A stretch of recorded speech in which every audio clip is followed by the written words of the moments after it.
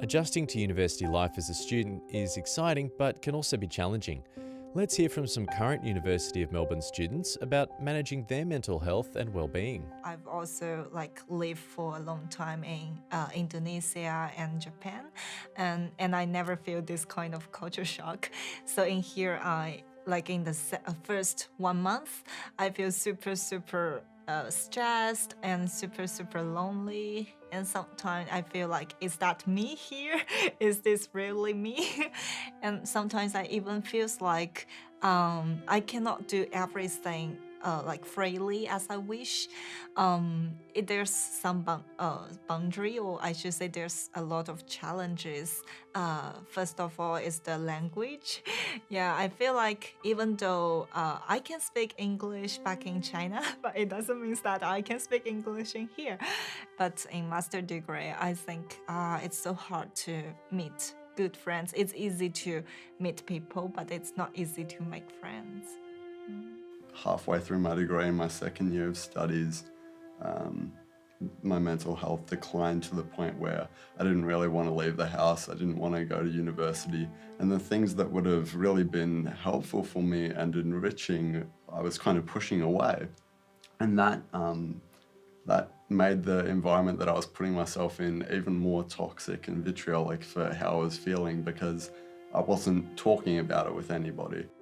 Re-envision what family looks like for the benefit of your university experience as well, but understand that you can create a sense of family at uni. You can create it. So sometimes we will feel afraid to tell someone who is stranger, like, I feel like I have a mental health problem, or I feel like I feel depression, because since when we face our parents or everyone, we need to not pretend, but we need to kind of show them, yeah, we are doing a really great job in here, just don't worry about us.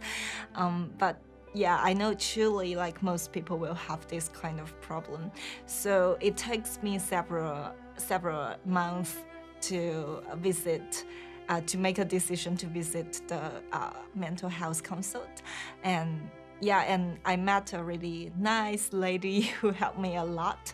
Yeah, it is good even though you met a stranger, but this stranger can be you can trust, and you can share everything you want to share, and she will also be there and listen to you and give you some advice, or even just be an expression window for you to just throw out some bad energy. I wake up in the morning and I'm grateful for all the opportunities I have.